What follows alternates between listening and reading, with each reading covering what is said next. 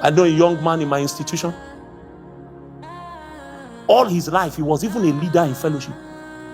Never looked at a sister lustfully. Never had anything to do with a sister. Then he went home for holiday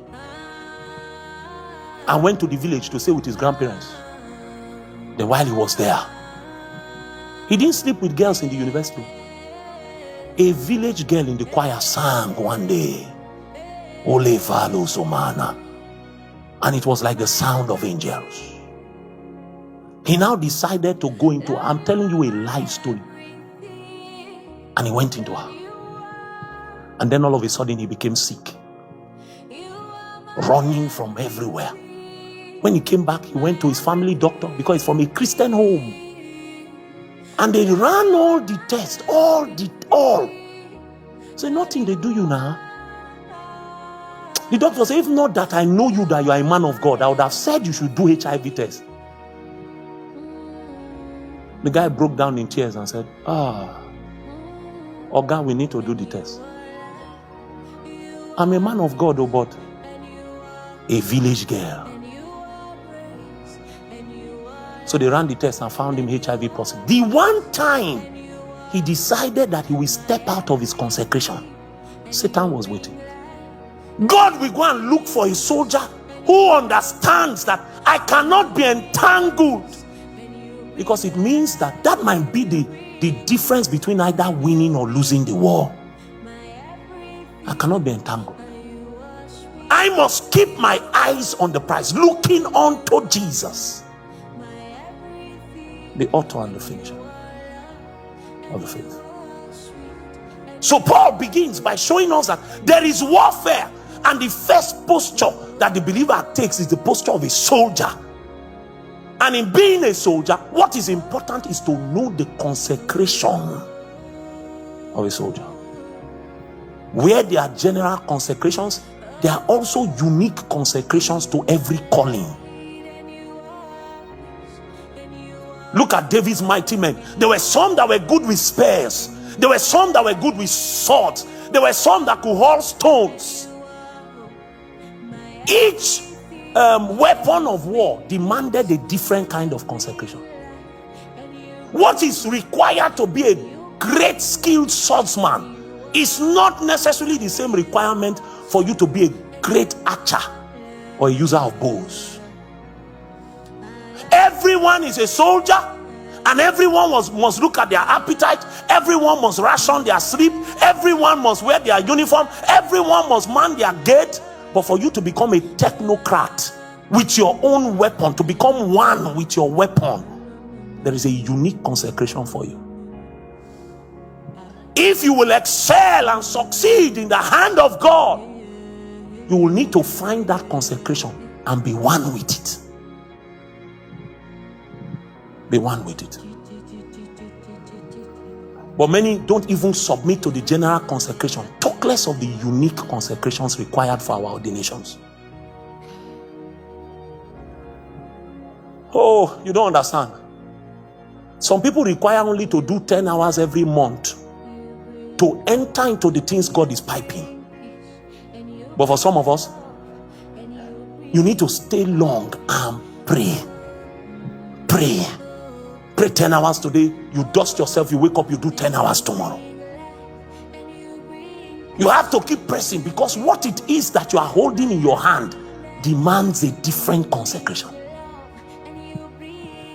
Sisters, hear me. A sister can go and fornicate and then get pregnant, and then God shows her mercy, and then she moves on with her life, and everything is okay, and she gets married, and everything is fine.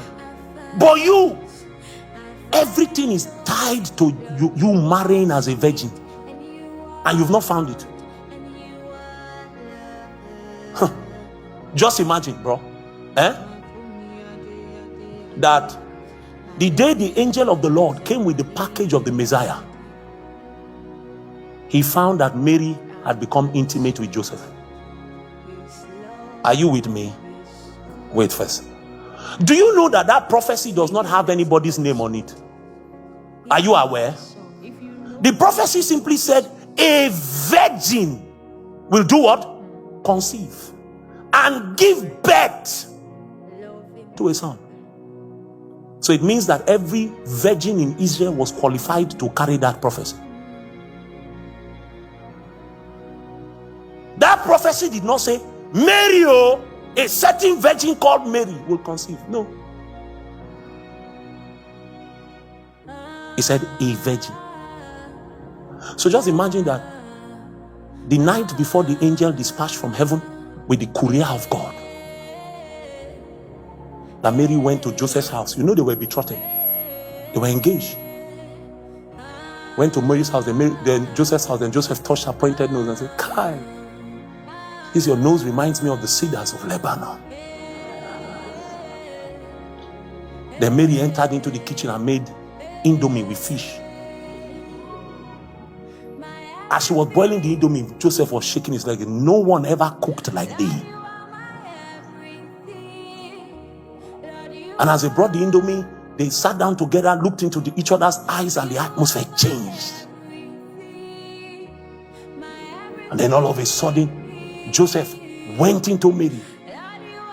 Maybe when they finished, they now fell on the floor and they started crying. God show us mercy. By that one act, she had disqualified herself from destiny. She was the one that was chosen, but everything was tied to a posture. That to carry this thing, you've been chosen, but the qualification to even be in the group that will be chosen is that you must be a virgin. That's the consecration required for what it is God wants to give you. I know a young man in my institution. All his life, he was even a leader in fellowship. Never looked at a sister lustfully. Never had anything to do with a sister. Then he went home for holiday and went to the village to stay with his grandparents. Then while he was there, he didn't sleep with girls in the university. A village girl in the choir sang one day, Ole Valo Somana, and it was like the sound of angels. He now decided to go into her. I'm telling you a life story. And he went into her. And then all of a sudden he became sick, running from everywhere. When he came back, he went to his family doctor because he's from a Christian home. And they ran all the tests, all. Say, nothing they do you now. The doctor said, if not that I know you, that you are a man of God, I would have said you should do HIV test. The guy broke down in tears and said, Oga, we need to do the test. I'm a man of God, but a village girl. So they ran the test and found him HIV positive. The one time he decided that he will step out of his consecration, Satan was waiting. You know, it's us that take things for granted. I will arise as usual. He wist not that the Spirit of the Lord had departed. He wist not. A warrior recognizes that a single lapse, you fall asleep at the wrong time, can mean an invasion into your territory. Say we are a warrior that is manning the gate. He knows that his end of duty is 6 p.m. Then he's waiting for the man to come and change him. He now decides that because the man who is coming to change him is taking too long, he now decides to walk away. It can be that is how they will enter the nation and kill all the women and children. So even though his legs are shaking, even though it's difficult to stay there, the man to relieve him has not come. He mans his gate. They'll say, he's sleep. Sleep, Sleep. I assure you that if you wake up and you are praying and you hit your head against the wall, you will wake up. You will wake up. But it has not become such important. You don't see it as consecration. You have not come to recognize that you can't survive without prayer. You have not come to realize that you can't survive without fasting. Everything that I am is those two things. Fasting. I used to tell people that if you connect with me, you will hate food. In fact, sometimes my wife will bring the food and load the plate. In Warri, we call it size gwelele. She will load the plate and say, eat. I say, you want to kill me? I'm a man of God. They say, you need this body. What have you eaten since? Eat. They now supervise me to eat. You will lose the desire for food. You know, some of us have not seen the demand on our lives. You have not seen how important it is for you to be in alignment. If God were ever to show you the number of destinies that are depending on your accuracy, you will know that there is much to be done. There are things you won't take for granted. If God were ever to show you the demands on your life, where He wants to take you to, and what is necessary to get there, you will not joke with certain things. If God were to show you,